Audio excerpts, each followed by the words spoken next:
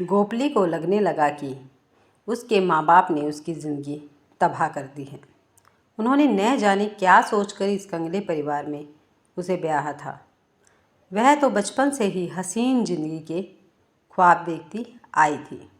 ए बहू, सास फिर से बड़बड़ाने लगी। कमाने का कुछ हुनर सीख, इस खानदान में ऐसा ही चला आ रहा है। वाह रे खानदान! गोपुली फट पड़ी। औरत कमाए और मर्द उसकी कमाई पर गुलछर्रे उड़ाए। लालत है ऐसे खानदान पर। उस गांव में दक्षिण दिशा में कुछ कारीगर परिवार सालों से रह रहे थे। न जाने कितनी ही पीढ़ियों से वे लोग ठाकुरों की चाकरी करते आ रहे थे। तरक्की के नाम पर उन्हें कुछ भी तो नहीं मिला था। आज भी वे दूसरों पर ही निर्भर थे। पनराम का परिवार नाच मुजरे से अपना गुजारा करता आ रहा था। उसकी दादी, माँ, बीवी सभी तो नाच मुजरे से ही परिवार पालते रहे थे। शादी ब्याह के मौक़ों पर उन्हें दूर दूर से बुलावा आया करता था। औरतें महफिलों में नाच मुजरे करती और मर्द नशे में डूबे रहते। कभी गोपुली की सहेली ने कहा था, गोपा, वहाँ तो जाते ही तुझे ठुमके लगाने होंगे, पैरों में घुंघरू बांधने होंगे। गोपुली ने मुंह बनाकर जवाब दिया था, नाचे मेरी जूती, मैं ऐसे खोटे काम कभी नहीं करूँगी। लेकिन उस दिन गोपुली की उम्मीदों पर पानी फिर गया जब उसके पति हयात ने कहा, 2 दिन बाद हमें अमधार की बारात में जाना है। वहाँ के ठाकुर खुद ही न्योता देने आए थे। नहीं, गोपुली ने साफ साफ लहजे में मना कर दिया, मैं नाच मुजरा नहीं करूँगी। क्या? हयात के हाथों से मानो तोते उड़ गए। कान खोलकर सुन लो। जैसे गोपुली शेरनी ही बन बैठी थी। अपने माँ बाप से कह दो कि गोपुली महफिल में नहीं नाचेगी। फिर हमारे पेट कैसे भरेंगे बहू? सामने ही हुक्का गुड़गुड़ा रहे ससुर पनराम ने उसकी ओर देखते हुए सवाल दाग दिया। यह तुम सोचो, उसका वही मुंह फट जवाब था। यह सोचना मर्दों का काम हुआ करता है। गोपुली के रवैये से परिवार को गहरा धक्का लगा। आंगन के कोने में बैठा हुआ पनराम हुक्का गुड़गुड़ा रहा था। गोपुली की सास बीमार थी। आंगन की दीवार पर बैठा हुआ हयात भांग की पत्तियों को हथेली पर रगड़ रहा था। फिर क्या कहती हो? हयात ने वही से पूछा। देखो गोपुली अपनी बात दोहराने लगी। मैं मेहनत मजदूरी करके तुम लोगों का पेट पाल लूँगी, पर पैरों में घुंघरू नहीं बांधूंगी। कानों में घुंघरू शब्द पड़ते ही सास हरकत में आ गई। उसे लगा कि बहू का दिमाग ठिकाने लग गया है। वह खाट से उठकर पुराना संदूक खोलने लगी। उसमें नाच मुजरे का सामान रखा हुआ था। सास ने संदूक से वे घुंघरू निकाल लिए जिनके साथ उसके खानदान का इतिहास जुड़ा हुआ था। उन पर हाथ फेरते हुए वह आंगन में चली आई। उसने पूछा, हाँ बहू, तुम पैरों में पायल बांधेगी या घुंघरू? कुछ भी नहीं, गोपुली चिल्ला कर बोली। हयात सुल्फे की तैयारी कर चुका था। उसने जोर का सुट्टा लगाया। चिलम का सारा तंबाकू एक साथ ही भभक उठा। 2-3 कश खींचकर उसने चिलम पनराव को थमा दी। लो बाबू, तुम भी अपनी परेशानी दूर करो। पनराव ने भी जोर से सुट्टा लगाया। बाप बेटे दोनों ही नशे में धुत हो गए। सास बोली, ये दोनों तो ऐसे ही रहेंगे।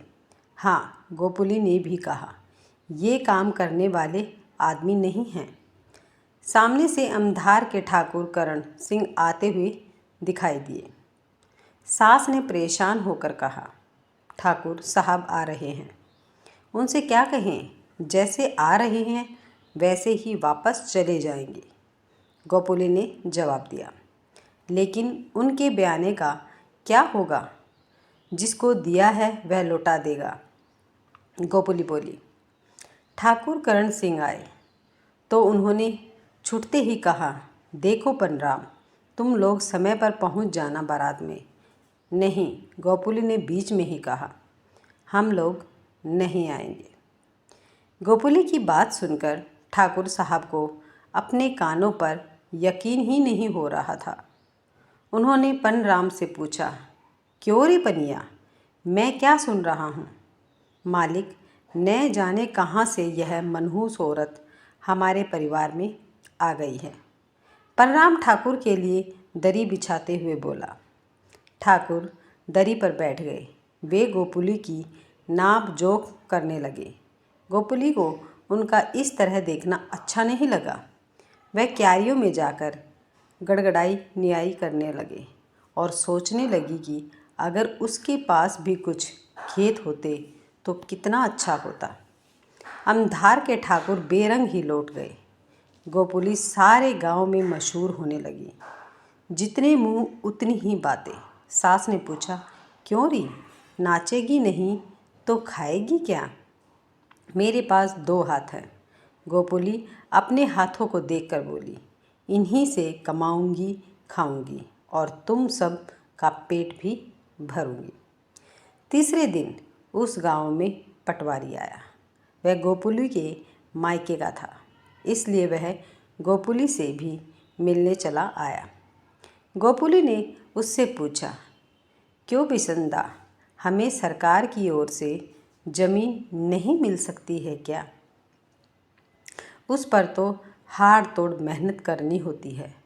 पटवारी के कुछ कहने से पहले ही हयात ने पूछ लिया, तो हराम की कब तक खाते रहोगे? गोपुली पति हयात की ओर आंखें तरेर कर बोली, निकट्ठू, रहने की आदत तो पड़ ही चुकी है। जमीन क्यों नहीं मिल सकती है? पटवारी ने कहा, तुम लोग मुझे अर्जी लिखकर तो दे दो, फिलहाल तो मुझे यहीं कहीं मजदूरी दिलवा दो। गोपुली ने कहा, सड़क पर काम कर लेगी? पटवारी ने पूछा। हाँ हाँ, कर लूँगी। गोपुली को एक नई राह दिखाई देने लगी थी। ठीक है। पटवारी बिसन उठ खड़ा हुआ। कल सुबह तुम सड़क पर चली जाना, वहाँ गोपाल से बात कर लेना, वह तुम्हें रख लेगा। मैं उससे बात कर लूँगा। सुबह बिस्तर से उठते ही गोपुली ने 2 बासी टिक्कड़ खाए और काम के लिए सड़क की ओर चल दी। वह उसी दिन से मजदूरी करने लगी। छुट्टी के बाद गोपाल ने उसे 40 रुपये थमा दिए। गोपुली ने दुकान से आटा, नमक, चीनी, चाय पत्ती खरीदी और अपने घर पहुंच गई। चूल्हा जलाकर वह रात के लिए रोटियां बनाने लग गई थी। सास ने कहा, ए बहू, तू तो बहुत ही समझदार निकली है रे। क्या करे? गोपुली बोली। परिवार में किसी न किसी को तो समझदार होना ही पड़ता है। गोपुली सास ससुर के लिए रोटियां परोसने लगी।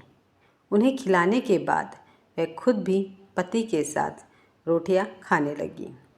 हयात ने पानी का घूंट पीकर पूछा, तुझे यह सब कैसे सूझा? गोपुली ने उसे उल्हाना दे दिया। तुम लोग तो घर में चूड़ियाँ पहने हुए होते हो ना, तुमने तो कभी तिनका तक नहीं तोड़ा। इस पर हयात ने गर्दन झुका दी। गोपुली को लगने लगा कि उस निठल्ले परिवार की बागडोर उसे ही संभालनी पड़ेगी। वह मन लगाकर सड़क पर मजदूरी करने लगी। एक दिन उसने गोपाल से पूछा, मैं उन्हें भी काम दिलवाना चाहती हूँ। हाँ हाँ हाँ, गोपाल ने कहा, काम मिल जाएगा। गोपुली जब घर पहुँची तो हयात कोने में बैठा हुआ चिलम की तैयारी कर रहा था। गोपुली ने उसे समझाते हुए कहा, ये गंदी आदतें छोड़ दो। कल से मेरे साथ तुम भी सड़क पर काम किया करो। मैंने गोपाल से बात कर ली है। मैं मजदूरी करूँगा? हयात ने घबरा कर पूछा। तो औरत की कमाई ही खाते रहोगे? गोपुली ने ताना मारा। नहीं, ऐसी बात तो नहीं है। हयात सिर खुजलाते हुए बोला, तुम कहती हो तो तुम्हारे साथ मैं भी कर लूँगा। दूसरे दिन से हयात भी सड़क पर मजदूरी करने लगा। अब उन्हें दोगुनी मजदूरी मिलने लगी थी। गोपुली को सास ससुर का खाली रहना भी अखरने लगा। एक दिन गोपुली ने ससुर से पूछा, क्या आप रस्सियाँ बांट लेंगे? आज तक तो नहीं बांटी, पनराम ने कहा, पर तुम कहती हो तो खाली बैठने से तो यही ठीक रहेगा। गोपुली बोली, दुकानों में उनकी अच्छी कीमत मिल जाया करती है। बहू, मुझे भी कुछ करने को कहना। सास ने कहा, आप लंबी घास से झाड़ू बना लिया करें। गोपुली बोली। अब उस परिवार में सभी कमाऊ हो गए थे। एक दिन गोपुली सभापति के घर जा पहुँची और उनसे कहने लगी, ताऊजी, हमें भी जमीन दिलवाइए ना। तभी उधर ग्राम सेवक चले आए। सभापति ने कहा, अरे हाँ, मैं तो तेरे ससुर से कब से कहता आ रहा हूँ कि खेती के लिए ज़मीन ले ले, पर वह तो बिल्कुल निकट्टू है। आप हमारी मदद कीजिए ना। गोपुली ने ग्राम सेवक से कहा। ग्राम सेवक ने एक फॉर्म निकालकर गोपुली को दे दिया और बोले, इस पर अपने दस्तखत कर दो। नहीं, गोपुली बोली, इस पर मेरे ससुर के दस्तखत होंगे। अभी तो हमारे सिर पर उन्हीं की छाया है। ठीक है, सभापति ने कहा, उन्हीं से करा लेंगे।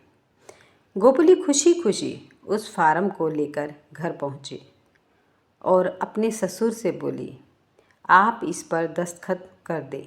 यह क्या है? ससुर ने पूछा। गोपुली ने उन्हें सब कुछ बतला दिया। पनराम ने गहरी सांस खींचकर कहा, अब तू ही हम लोगों की ज़िंदगी सुधारेगी। उस दिन आंगन में सास लकड़ी के उसी संदूक को खोले बैठी थी जिसमें नाच मुजरे का सामान रखा हुआ था। गोपुली को देखकर उसने पूछा, हाँ तो बहू, इन घुंघरूओं को फेंक दूँ? नहीं, गोपुली ने मना करते हुए कहा, ये पड़े रहेंगे तो गुलामी के दिनों की याद दिलाते रहेंगे। गोपुली ने उस परिवार की काया ही बदल दी। उसके साहस पर गांव वाले दांतों तले उंगली दबाने लगे। घर के आगे जो भांग की क्यारियाँ थी, वहाँ उसने प्याज लहसुन लगा दिया था। सास ससुर भी अपने काम में लगे रहते। पति के साथ गोपुली सड़क पर मजदूरी करती रहती। गोपुली की शादी को 3 साल हो चुके थे, लेकिन अभी तक उसके पैर भारी नहीं हुए थे। सास जब तब उसकी जांच परख करती रहती। एक दिन उसने पूछा, बहू, है कुछ? नहीं, गोपुली मुस्कुरा दी। अभी तो हमारे खाने खेलने के दिन हैं, अभी क्या जल्दी है? सास चुप हो गई। हयात और पनराव ने भांग छोड़ दी। अब वे दोनों बीड़ियाँ ही पी लेते थे। एक दिन गोपुली ने पति से कहा, अब बीड़ी पीना छोड़ दो, यह आदमी को सुखा कर रख देती है। ठीक है, हयात ने कहा, मैं कोशिश ज़रूर करूँगा। आदमी अगर कोशिश करे तो क्या नहीं कर सकता। गोपुली की कोशिशें रंग ना लगी। अब उसे उस दिन का इंतज़ार था जब उसे खेती के लिए ज़मीन मिलेगी। उस दिन सभापति ने हयात को अपने पास बुलवा लिया। उन्होंने उसे एक कागज़ थमाकर कहा, ले रे, सरकार ने तुमको खेती के लिए ज़मीन दे दी है। किधर दी है ताऊजी? हयात ने पूछा। मोहन के आगे सुगर खाल में, सभापति ने बताया। हयात ने घर जाकर ज़मीन का कागज़ गोपुली को दे दिया। गोपुली, सरकार ने हमें खेती के लिए ज़मीन दे दी है। गोपुली ने वह कागज़ ससुर जी को थमा दिया। मालिक तो आप ही हैं ना?